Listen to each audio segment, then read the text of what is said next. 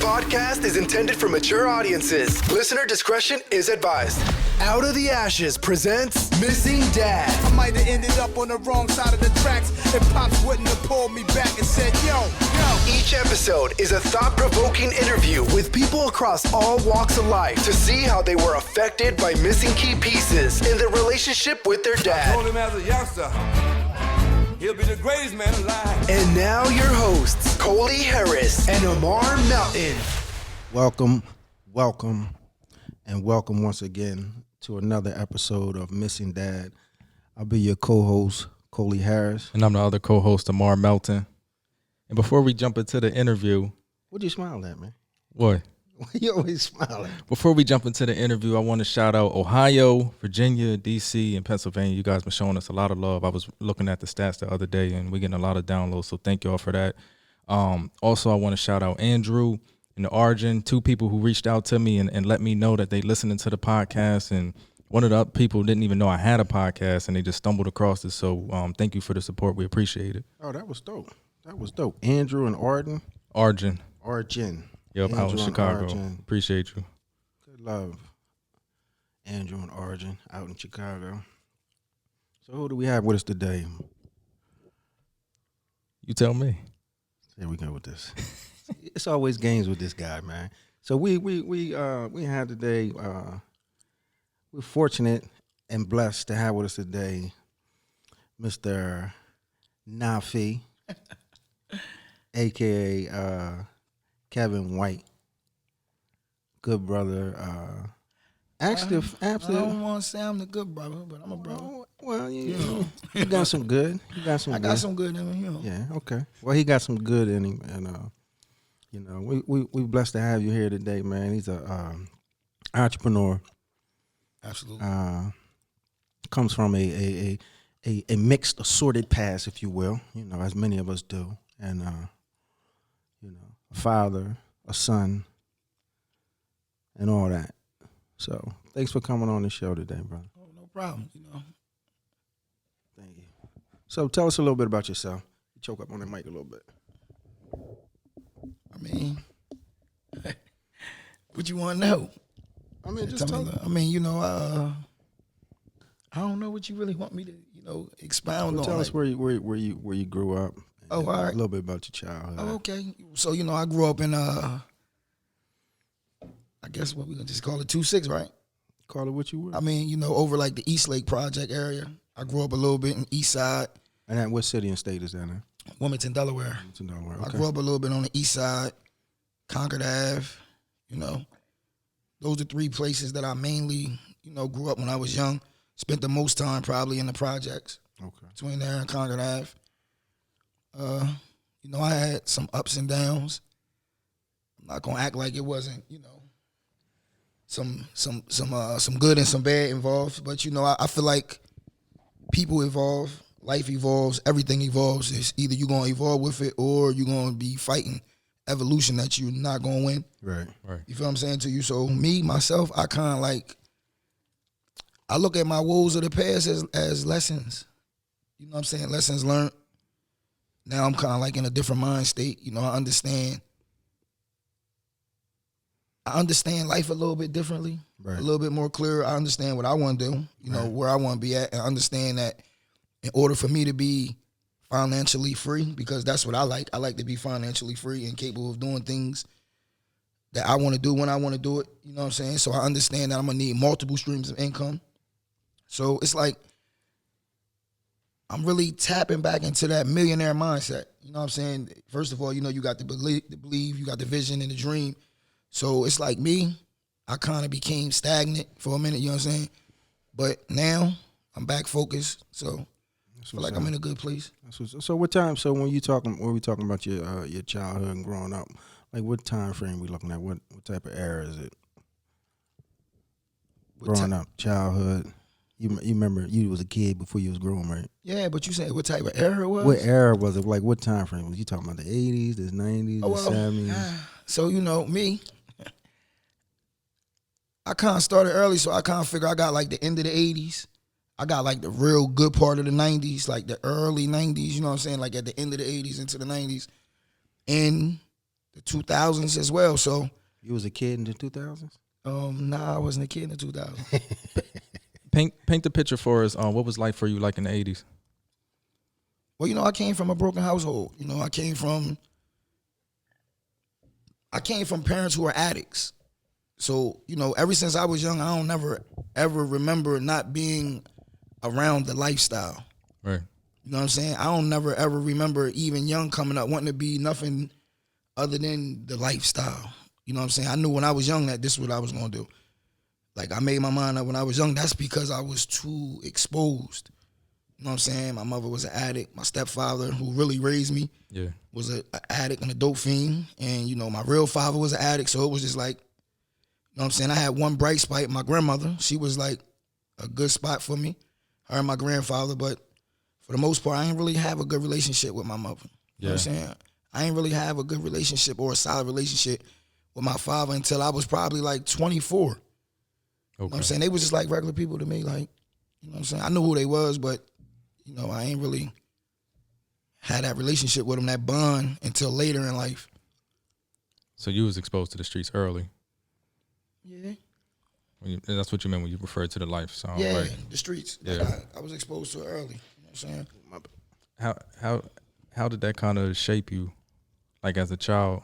Like obviously, like you said, now you on a different path, and you know the millionaire mindset and all of that. But like a child coming up in that, I imagine it could be hard, kind of seeing these key people in your life, you know, taking a less traditional path, let's say. I kind of think like I can't really classify it as being hard, because when you in the life, it's kind of like you already in it. You know what I'm saying? It's just like you living it. It's not like you got time to step out and say, yo, it look a little hard over here. Right. It look a little easier over there. It's like you living it. So every day is just, you know what I'm saying? It's just regular. It felt regular to me. Right. Yeah, but people, I know it might not look, but did you ever sit back and say this ain't normal? You know what I mean? Because even being exposed and overexposed to a certain lifestyle, any lifestyle, anything, overexposed to it, right? And it becomes, you establish a level of normalcy with it because it's what you see in your home environment. But you also had exposure to, you see other people's parenting, how other kids are parented, and you know what I mean? You got your grandmother and different things like that. You know what I'm saying? So did you ever sit back and say, it's common for me, but this ain't normal? Well, absolutely not. Because what kid has that mind frame to sit back and say this ain't normal when you see it every day? It was normal. And everything else that wasn't that was unnormal. You understand what I'm saying to you? Like, this was normal. You know what I'm saying? This is normal. Like, this is what I know. Even coming like from New York, when we lived up New York in the projects, it was always the hustle and bustle since I can remember. You know what I'm saying? Even when we came back from New York to the emergency buildings, and it was just normal. It was just like a way of life. How long were you up in New York? Well, until I was 5. We came down here. We came back when I was 5. Okay. You know what I'm saying? Maybe 6. I think I graduated kindergarten up there, so whatever, 5 or 6. You know what I'm saying? We came back. We lived in Queens for about 5 or 6 years. Yeah. And my little brother was born, and then we came back down here. So, yeah, maybe I was probably about 6. But ever since I was young, I always just was exposed to the streets. Yeah. You know what I'm saying? So what was your relationship like with your biological father growing up? Well, I didn't really have one with him because you got to figure, I didn't meet him until I was 6. Okay. I got a son, like little Naafi, he's 6. He's very smart. So I look at him and I say, maybe when I was that age, that's like now, just imagine if I just switched it and said, I'm not your dad, he your dad. He'd be like, what? Right. So that's what it was like to me when they sprung it on me, like, this your dad. I'm like, my dad named Kurt. I don't know that guy. That guy can't be my dad. Right. Where he come from?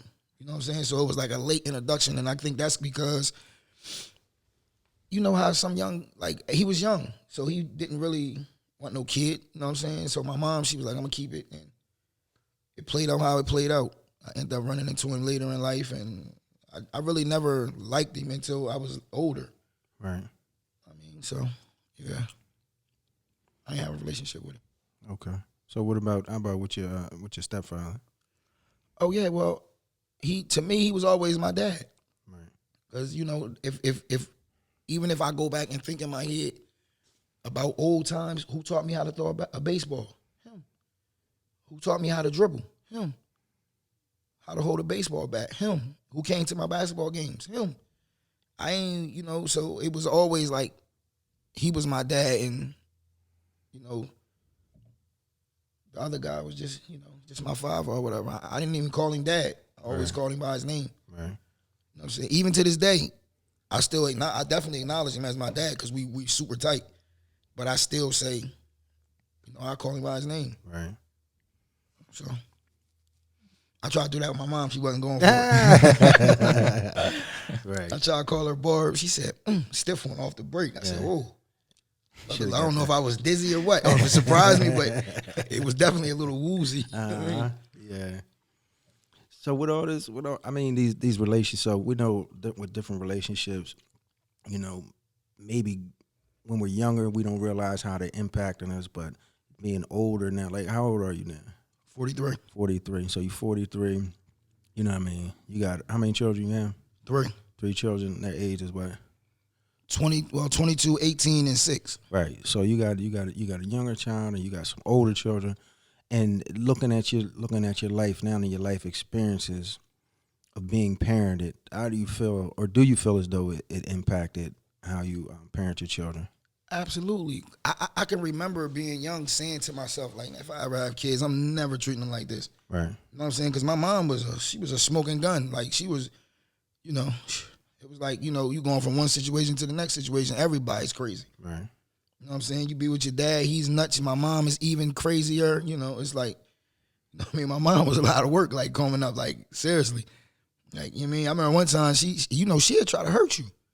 Like, she's swinging that bat with bad intentions. You better get out the way. Mm-hmm. You know what I'm saying? So I just feel like, all that type of stuff, I couldn't see me doing it. You know what I'm saying? Just the things that they did that I didn't like, I made sure that I subtracted from my parenting skills. Right. You know what I'm saying? Right. So, yeah, but, certain things I guess, I don't know if I can really say I took nothing from them.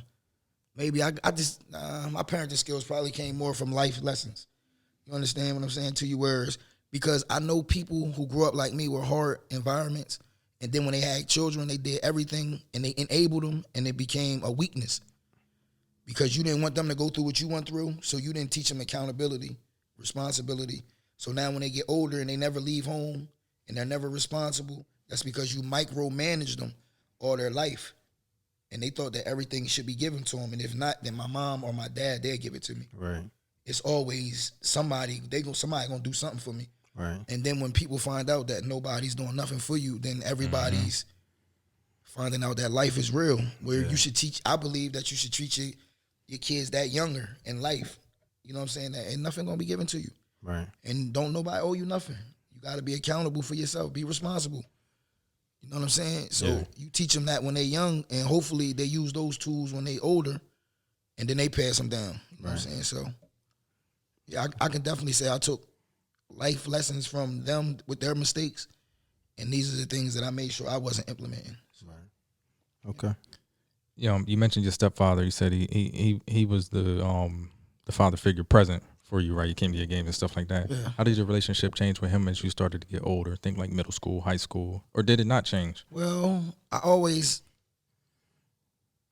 like, he was he was my guy, the person I looked up to. I always thought that he was super cool, but like I told you, we came up living the streets, so he was a street guy as well. So a lot of times he was not present, Right. but when he was present, you felt it. You know what I'm saying? But he was more often than not present, and that's because the lifestyle, that's how it go. It's like, so, but when he was there, you know what I mean? And I think a lot of my influences came from him as well. So it's easy for a child to be influenced by his father. Right. You know what I'm saying? Because the things I saw him do, I said, oh, I'm going to do that. I'm Right. emulate it. You know what I'm saying? Even when I got older, I might find myself in a situation, I'll be like, I wonder if Kurt would have did this. You know what I'm saying? Right. And then you look at that and you say to yourself, like, I really didn't have this mindset until later. Because if I did, then I would have been more conscious of the things that I done around my 18-year-old son. Right. You see what I'm saying? Because although I was being a good father with the parenting skills, my influences could have been bad. Right. You know what I'm saying? Whereas with my younger son, it's like he get an older me, so it's like he get a different look. My younger son never rode in his dad's truck. You know what I'm saying? He never seen his dad build a bridge or when he worked for the highway and all that. You know what I'm saying? Whereas my other son, he seen everything else. Right. So that could contribute to who he might be later on. I don't really know. You know what I'm saying? Right. But I would assume it would because I know it happened with me. But I didn't really think about that until later. The ramifications, you know what I'm saying? When it was like a more mature mind state when I started realizing that. Yeah, that's natural in a sense, and it's growth. You know, as human beings, we grow and we evolve into or come into, people that we are. Some people say that a man really doesn't come into his true sense of self until he's in his 40s. Right. Some people say that. I wouldn't argue against that. Me neither. I was just being thinking in my that. 40s, I wouldn't argue against that. Right. So with that being said, you got decades, at least 4 decades of going through, you know what I mean? And being older, I look at myself and the human being that I am now, like I feel as though I'm more honest with myself. Right. I try to have better relationships with people, genuine relationships. Absolutely. And try to be very mindful of influences, And you mentioned, juxtapose your younger son who's 6 and your older son who's 18. And so what would you say some of the things that contributed to kind of like a negative influence, if you will, on your older son? Oh, just be with that street mentality, that just, you know what I'm saying, that whole aura, just everything that come with it. And then he lived with me, so he see it. Mm-hmm. So, you know what I'm saying, he see my attitude. When you in the streets, they give you a different type of attitude. You just naturally more aggressive. You naturally more high strung because it's dog eat dog. So sometimes that energy carry over in the household. You know what I'm saying? Whereas now I'm just way more relaxed. I'm just like more mellow. Like nothing really upsets me like it used to. Before I could hit the roof of anything. I'm talking about something small. I'm ready. All relationships is over. Goddamn dinner plate now. Whose dinner plate is this? Yeah, I'm talking about, listen, I could come home. Turn the table. I come home, I ask my wife, who cooked these potatoes? Why you cook them so hard? And I'm at the roof from there. Next thing you know, I'm talking about we almost had a divorce over some potatoes. Right. You know what I'm saying? Right. And I just feel like that come from the stress of that lifestyle. And then he lived with me. So, he get it too. They called me from school. I'm like, you know what I'm saying? I just told him, you know what I mean? Yesterday when I came up here, he don't care. So, he still get that aggressive side of me. From the stress. I think, from the stress. Stress, man. So let me back up a little bit. So you mentioned several times that about your I ain't gonna call him your stepfather, your dad being away. Right. So you said or wasn't present. Now what do you mean by that? I mean, well, he was incarcerated a lot. Okay. You know what I'm saying? Just like and what's so crazy is I try to tell my son, the 18-year-old, I say, listen, the path you going down, I was going down it. Just a little faster than you going down it. But I'm telling you, if you go down it fast or slow, eventually you're going to get where I was at. Yeah. You understand what I'm saying to you? And I think me, myself, coming up young, seeing like people that I looked up to going to jail, to me it was kind of like, it's like a badge of honor. When you young, that fresh out feeling that you just went in, you just did a bit, it's like it add to your, it add to your bravado in the streets, you know what I'm saying? Right. Like, you've been to jail, you did this, you did, like, it's one of your accomplishments or something. Right. And then later on in life, you start saying, like, ain't no goddamn accomplishment. I'm sick of that. Yeah. You know what I'm saying? I'm over that. You know what I mean? So, yeah, and then, I turn around and repeat the same process that my dad did. Right. You know what I'm saying? So, I did a 10-year sentence in the feds. Right. So when I went to jail, my son was just about to turn 1. When I came home, he was already 10. You know what I'm saying? So I missed a significant amount of time out of his life and my eldest daughter's life. You understand what I'm saying too? Right. So, she 4, I come home, she 14. So I had to relearn them, because you familiar with the sense of this is my dad. but you don't have no familiar sense of who I am. I don't have no familiar sense of who you are, what your likes are, what your dislikes. Right. You know what I'm saying? You got to learn that as a parent. I got to be your friend, and then I can be your parent once I learn you. So I had to come home and start that whole process over. You know what I'm saying? And how was that? I mean, I kind of already thought about it. Like, I had preemptive thoughts even before I even came back out into society. So I had kind of figured, like, that was my plan. I was like, I got to first be their friend and get to learn them. I don't want to just come home, because I know when my dad used to come home and switch everything up deep down inside, like on the Lizzo, when he ain't looking, I'm like, man, I could have stayed in jail, cuz. You know what I mean? He could have stayed in that joint, coming home with all these new rules. Right. You know what I mean? All these new rules all of a sudden, coming at 7:30 and all that. Mom let me borrow the 9. You cut an extra hour and a half. Like, my man, you could have stayed up in that joint. You don't tell him. But under your breath, you like, my man, you can go ahead back where you was at. You know what I mean? We'll do the phone call and the visit joint. You got all these new rules. You talking about clean the bathroom. And, man, mom was doing all that. You got you could have stayed. And I ain't want them to feel like that. You know what I'm saying? Yeah. So I had to take my time. But at the same time, find a way to be a dad. Right. Yeah. You know what I'm saying? Yeah. So your daughter, when you came home, your daughter, 14, that's going into 9th grade, right? Yeah. She old enough at this point to kind of understand, like, you've been away for a while. How long did it take for her, or I guess from your perspective, how long did it take for her to kind of like be comfortable with you? Because around that age, a lot's happening, a lot's changing, and I feel like a dad is like super important at that point at that point in her life. But if y'all don't really have that relationship, then it could probably add a little bit of strain. Well, I feel like my daughter, she was always comfortable with me. She might not have been comfortable with certain situations that I was in, like, with the female that I was with. Okay. She might didn't like that because she felt like, how it is when you're young, you keep the family. Everybody want to be the Cosbys. Everybody want their dad and their mom to work out, and you want to be one big family. And, sometimes when things don't happen like that, then it take you a little bit more time to understand that this is how it's going to be. All right. So I might have had that little difficult part where, you know what I'm saying? But me and her, we was always close. We a lot alike. So we bump heads on the regular. You know what I'm talking about? Like, yeah. So we can see each other and don't even walk. We walk right past each other. No. Yeah, we can sometimes, but it don't be about nothing. Right. You know what I'm saying? But me, I got to get better. I'm not going to lie. You know what I'm saying? Because, I feel like I'm your dad. When you see me, you supposed to speak to me. Right. And I'm your dad. You don't get to turn me off and turn me on like when you want. Right. I'm not your boyfriend or your friend. I'm your dad. You see me, you supposed to speak to me. You give me that respect. Right. So we just, sometimes we go through it, but we always, you know what I'm saying, get right back to where we was at, and then we'll be beefing again. Like right now, we good. We made up a couple days ago. Probably got a good 2-3 months in us, and you know what I mean? We're beefing. Yeah, it's my sheep, but we like really close though. Okay. You know what I mean? I'm close to all my kids. Yeah. If you had, you think that, so going through your process of learning and coming out and trying to be a friend and building a relationship, did you have any missteps in doing that and reconnecting with your children? Well, I mean, if I look at it from my area, I feel like I did a great job. But, Right. from somebody looking from the outside, they say it's hard to see the trees in the woods. Right. So, from somebody who really looking at it from an objective standpoint, I'm sure I probably made a lot of mistakes. You know what I'm saying? But when you in the now, you feel like you winging it. It ain't like I'm, went to a parenting class for this joint and they said, you got to do this, you got to do that. We winging this joint. You know what I mean? Right.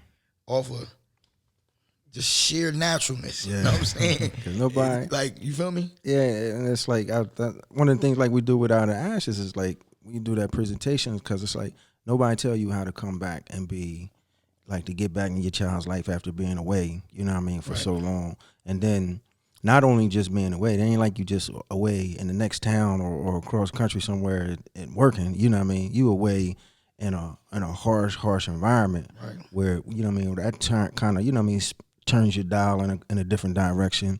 And then you got to come out of there and like kind of try to dial that stuff back and build a relationship with your children, you know what I mean? But also just with everybody. And then you got to relearn everybody in the whole society. That's a lot. Well, yeah. I kind of came out like, F everybody. I don't want to learn no people. Yeah. You know what I'm saying? Like, however we been the last 10 years, let's keep it like that. Yeah. Let's not make no new habits. We ain't been had no contact, ain't no relationship, ain't no hard feelings. But I'm who I am, and you are who you are, and we just going different ways. Right. You know what I'm saying? Some relationships aren't meant to go with you. Right. You know what I'm saying? That's just how it is. Like, I remember, I'm like an advocate reader. Well, I'm not as much as I used to, right? I used to just like to read a lot. So I had read this one quote by Colin Powell. You know what I'm saying? And it just always stuck with me because he said, if you run with wolves, you'll learn to howl, but if you fly with eagles, you'll learn to soar. Right. And that, to me, that was deep. Right. You know what I'm saying? So I said, it's definitely a difference in the two. Right. You know what I'm saying? I'm done with the wolf thing. You know what I'm saying? I'm gonna learn how to soar. So, I mean. Okay. Thank you. So you did 10 in the feds. Yeah. How did your outlook on life change throughout that? Because I imagine that period of time was a process, and I imagine you changed a little bit. Right? Like who were you prior to going in? Then who were you when you came home? I think I was just a better version of myself coming home. You know what I'm saying? I feel like I was already heading in the right direction of who I wanted to be. Mm-hmm. But as far as coming home, everything was different. Like when you're in jail, the world keep going. In your mind, you still envision things of how you seen it. Right. But 10 years later, the world done changed so many times. And you can go away for a year and the world change on you. Mm-hmm. Right. So in 10, everybody done changed multiple times. So you like really so far behind.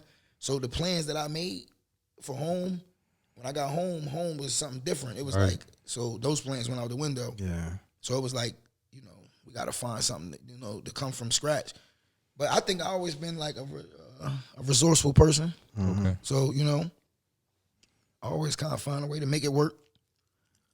So it is what it is. I mean, I did really feel like when I came home, I didn't give myself enough chance to be someone else, to be who I grew to be. It's like I just was relegated right back to who I was. Yeah. Like, you know what I'm saying? I was in jail the whole time, and I said, man, I don't care what happened. I'm not never doing this no more. I'm not doing certain things. You feel me? Mm-hmm. And the first time them people gave me a chance to do something, I was in the halfway house doing everything I said I wasn't going to do. And I said to myself at that moment, and I even told one of my friends, I said, you know what it is? It's a disease. No different than the addict who get out and can't wait to smoke crack. Mm-hmm. That be us. Because it don't make no other sense for you to do a decade or more in prison. And I know a lot of people who are like that. Right. Right. You know what I'm saying? As soon as you come back, you just act like you never just did that. Like that wasn't a tumultuous, insurmountable task. Yeah. Because to me, it was heavy. Right. You know what I'm saying? But as soon as I got a chance to get a little bit of, peeking room, I was back off to the races. And like, I had felt bad about that later. You know what I'm saying? When I thought about it, I said, man, it's the life. You know what I mean? I got out. I seen certain people. I said, man, this chump, you know what I mean? What is he doing? Like, you know what I mean? Doing with that. And it just like, I'm just a very competitive person. Yeah. So if I see somebody, right, you know what I'm saying, they might talk some money talk to me. That's it. It's it. It don't take much to get me going. You know what I mean? It don't take a whole book of matches to start no fire. You heard me? Yeah. One little wrong thing, you can just look at me like you bull, and my mind is on. hey, let me ask you something. I want to go back and talk about the penitentiary piece for a second. So I know that, from my own experience, you have certain moments and certain things that happen that are really enlighten you to the magnitude of the situation that you're in. Did you have a moment like that when you were away, that something happened just enlighten you to the magnitude of the situation you're in? Not just and by that I mean just understanding, like, really, like, yo, I fucked up. You know what I'm saying? Like I messed up because I'm away from everything that all the people that I love and everything that I love, and you know what I mean, I traded my freedom in. I handed it back in. You know what I mean? I handed it in to these people. You know what I mean? Have you ever did you feel like that when you was doing time? All right, so I remember like, going through the process of waiting to get sentenced. So I kept saying to myself, right, man, just let me get 10. Just let me get 10. Just let me get 10. So if you think about it in your mind, the federal system is so far different than the state. Like in your mind, you like, man, I ain't signing no plea to 10 years. I don't care what's going on. Give it to me. And the feds, you like, man, let me get 10. because they playing by a whole different. They playing hardball, Right. no slow pitch, everything coming fast. So, what was the question again, bro? I was asking that moment of enlightenment. So actually, the moment of enlightenment wasn't for about 3 years for me. I had went through a couple, because in the feds they send you to different jails, and I had got in trouble in this USP Canaan up in Scranton, and they sent me to Hazleton. And when I got to Hazleton, when we came off the bus, the CO said, "Welcome to Gladiator School." You understand? And this the stuff that he was saying about, if you don't got a knife, you need to get one. And if you cooperated with law enforcement, step to the side, because you will be going out there tonight, and they will do this, that, and the third to you. So when I actually got on the compound, I looked around, I said, "Oh shit, we fucked up." Like this is it's real. Like, you know what I'm saying? Like, it ain't nobody else on the compound at that time. I knew. Found out that Brucey was on the compound later on that day. Just thinking about it, I'm like, I think Bruce might be here. I hope he here. You know what I'm saying? Ain't nobody else here. You feel me? And he happened to be there, but it was just like the realization, like, and I got a lot of time like this left to do. We just tipped an iceberg. It's a long way. You feel me? So, bro. you know what I mean? Yeah. So, yeah, that probably was it for me. But then I want to say the transitional period for me was after I was already in for maybe about 5 or 6 years. Mm-hmm. I always say that I needed that amount of time to get me mentally where I was going, because I didn't even start thinking different until I was about the 5th or 6th year. Yeah. I ran into this guy named D from Baltimore, right? And D was more business, you know what I'm saying? And he encouraged me to start reading books, you know what I'm saying? Because he felt like I was intelligent enough to do it. Excuse me. So I had read this book by Stephen Covey. I think it's called The Eighth Habit. I think it was The Eighth Habit. And it talked about the transition person, like no different than how Joe Kennedy was for the Kennedys, and just things like that. So when I met him, he encouraged me to look at life differently. You know what I'm saying? And I think that right there was the transition for me as far as my mind. Because before that, I was just kind of thinking like, yeah, well, when I get out, I just can't make the same mistakes. I got to be better. Yeah. I ain't thinking of quitting was not even, it would quit. To me, it was like a lifetime thing. This is what I do. Yeah. You know what I mean? I just can't get caught, but this is what I do. I'll be back out there again, and I'm going to get that bag. That's how I was thinking, you know what I'm saying? Yeah. I got big aspirations. I said, man, I ain't never had a Maserati yet. Yeah. You know what I'm saying? When I was in, I'm saying people with Maserati. I said, how much the Maserati cost? They said, you can get one for $1. I said, I could have got one of them. Right. I get me a Mazda when I go home. Right. You know what I'm saying? So, I mean, and then, like I said, I'm just a naturally competitive person. If I came home and everybody was selling bottle caps, I get me some money with some bottle caps. Right. Somehow, some way, I'm getting involved. Right. If this what y'all doing, I want to compete. You know what I'm saying? So I just feel like my mind kind of changed after the 5th or the 6th year. Yeah. I can definitely relate to that, because I always say that for me, it was probably, I started, I did 14 years, and I started rather early on, doing programs and groups and like that, because I wanted to go to hell home. I ain't had nothing about reforming or nothing. I was just trying to get out of that place. But it probably took about 7 years before I really turned the corner on it, because anything less than that, I might have been, you know what I mean? Because I'm calling home. I'm away, but you still hearing things, and you know what I mean? I'm like, oh, young boys, they up. I'm coming. If I came home right then and there, it wouldn't have been good for me. It wouldn't have been good for me. You know what I mean? And I ain't saying that jail is a jail. Like I say it like this, like one of my mentors, Ed Fountain, said jail does a good job of just stopping you, like in your tracks when you engrossed in a certain lifestyle, something like that. You know what I mean? It's particularly something detrimental, it'll stop you. And during that stop, it give you an opportunity to think. You know what I mean? And hopefully, if you around some good people and think, and it'll kind of get you, you know what I mean, get you in a different direction. But I can remember too, like one of the moments that really hit me was when they shipped us out of state, like interstate compact, because the jail was overcrowded, and they sent like 300 of us out of town, and I was like, this ain't it.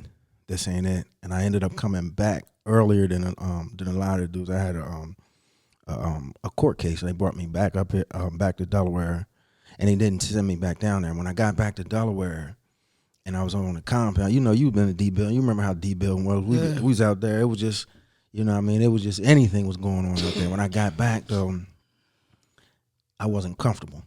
I didn't, you know what I mean? I knew people obviously, you know what I mean? And I wasn't worried or anything like that, but it was a lot of different faces and a whole lot of stuff. And I said, man, I gotta get the hell out of here, man. And that's when I started going hard with the programs and stuff, even though my mind hadn't shifted. But just that level of uncomfortability made me want to, you know what I mean, change and move in a different direction. So I can definitely relate to that. What's the building? D building is a building on compound down in Smyrna. They call it James T. Vaughn Correctional Center now. That's a building. Back in the day, D building was like the block. Yeah. It was like the block. I was on D East. I think you was on. What you was on West? Yeah. Time was on West. We was all down there together. It was like the block. There was a lot going on around there back then. You know what I mean? In my younger years, I used to like to drink that wine. That jailhouse wine, running around chasing that hoot. They call it cheese though. I don't know why, but basically they take fruit, fermented like fruit and stuff like that, and they put some type of start it off like some type of yeast or bread in there, sugar, and juice, and they just keep cooking. You know what I mean? And it'll start cooking. I remember funny story. So I remember the first time I made a batch of wine. So I put it in they gave these boxes, these like banker boxes, right? So I had the whole, you know what I mean, the whole box. You pull the bag over top of the edge of the box, and I got all my ingredients in there, and that thing just going and going. And I didn't know that you had to burp it. You had to breathe it. Yeah, I didn't know you had to breathe it. So you got it. So the gas from the yeast, the reaction from the yeast and the sugar and stuff, it'll just keep going and going and going and going. And it busted. It busted in my cell. No. Yo, that was a mess. I know it stained. It stank. The whole tier was lit up. It was crazy. It was crazy. I didn't go to the hole or nothing though for that. I cleaned it up and bleached real hard. And the next batch, I did not make that mistake. Straight up. You got any more questions for Naaf? Yeah, man. What's some? You mentioned a few books. So what's some of your go-tos? Well, I think Robert Kiyosaki would be like my favorite artist out of all because he was like one of the first artists I was originally introduced to. Okay. Like the Rich Dad Poor Dad, that actually changed the way I looked at things. And then from that, I went to other books he had, like Cash Flow Quadrants, The Ultimate Guide to Investment. Mm-hmm. I read a book by him called, I can't remember. I think it was How Did Money Start? So basically, you know, my thing was I wanted to be involved in real estate. So real estate led me to investment. Mm-hmm. Investment led me to the monetary aspect of it. So I had to understand the beginning before I got to the end. So I had to go all the way back to money. How did money start? Right. You know what I'm saying? Things of that. And then from there, I just built up. And then I started liking other authors, authors like Napoleon Hill. I like Dale Carnegie. Russ Whitney. That's the book he wrote, Millionaire Mindset. Okay. Yeah, I like him too. I think overall that Robert Kiyosaki would be my favorite guy because he breaks it down to where it's almost impossible for you not to understand it. Right. Whereas the other ones, not really. And then I noticed also when you start reading books, they all become repetitive. You might grab something a little different from him, but they all kind of think the same with that millionaire mindset. Mm-hmm. So yeah, I would say Robert Kiyosaki. Yeah. How about you? Definitely like Robert. I've been reading. I've been reading a lot of Seth Godin. Mm-hmm. He talks about marketing. He makes it abstract, but you can apply it to like any business. Right. I got The Art of War queued up to read.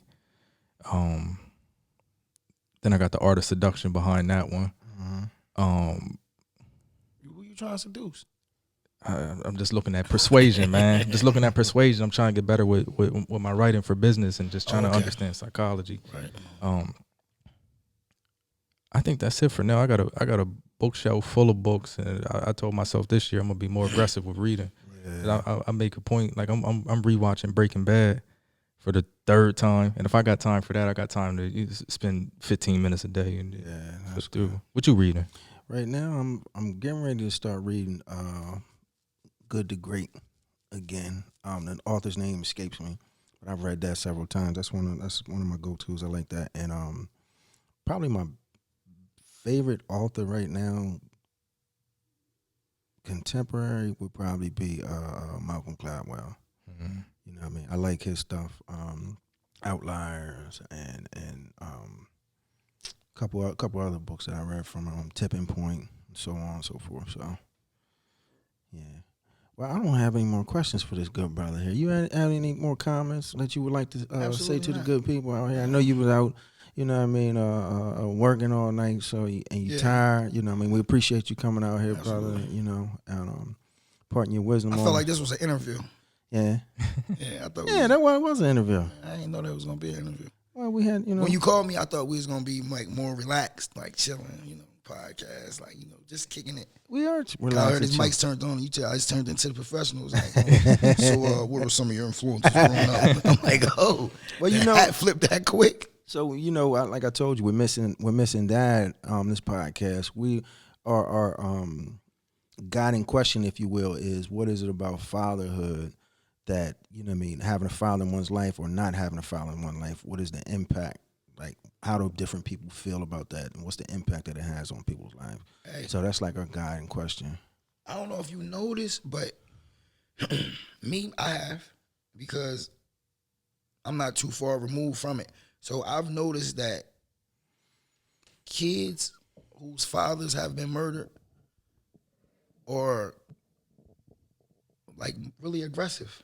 You know what I'm saying? They like really, like right now, you see how it's really bad and everybody like, we need to get a hold of these kids. A lot of them, you know, they really angry. Right. Their father has been killed. They don't know their father. Yeah. Right. You know what I'm saying to you? They don't know their father. And their mom, she tried, but every dude she ever had was never a good, you know what I'm saying, role model, good example. You know what I'm saying? Right. So let me add a little context to that, if you will. So we're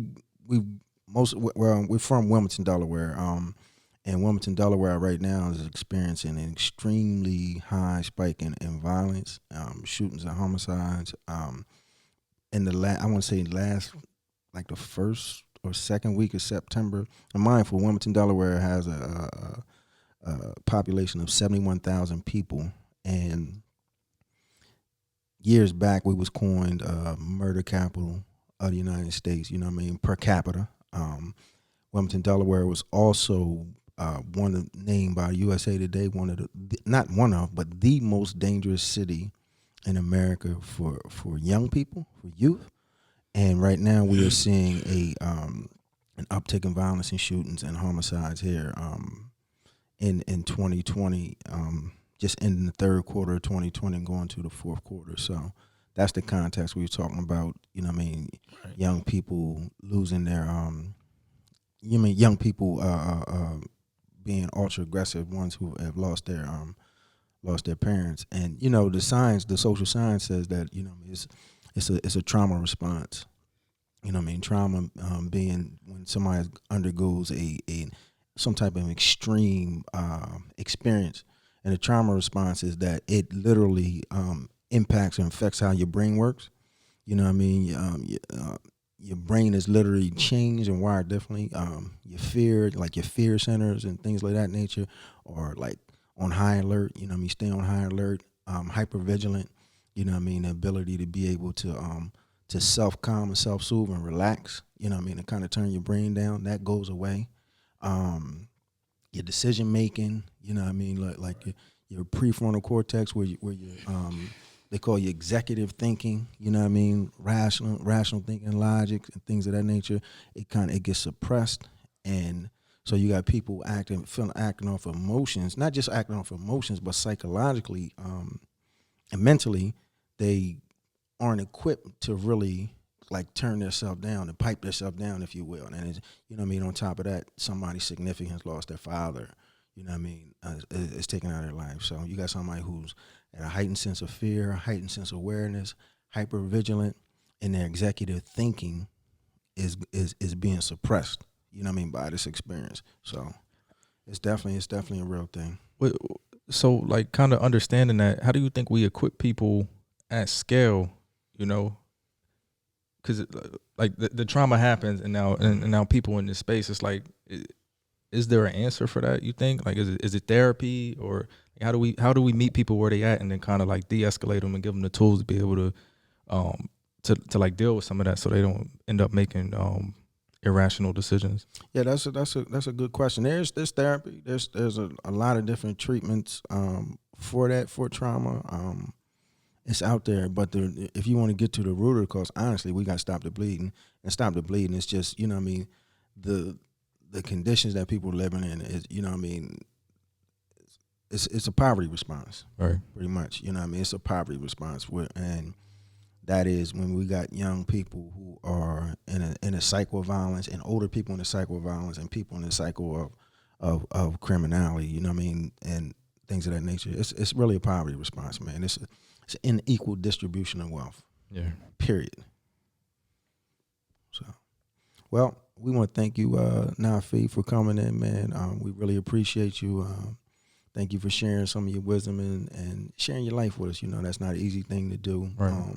So we want to thank you for that. And with that, my name is Coley Harris. And before I get my name, people, if you're listening or you watching, share this with one person and he always did that to me. Leave a comment and you know the numbers are showing a lot of people in Ohio. I don't know what it is, but we love y'all. Reach out outoftheashesllc.com, shoot us a message and just kind of let us know what you think about the podcast. We definitely appreciate, you know, people listening.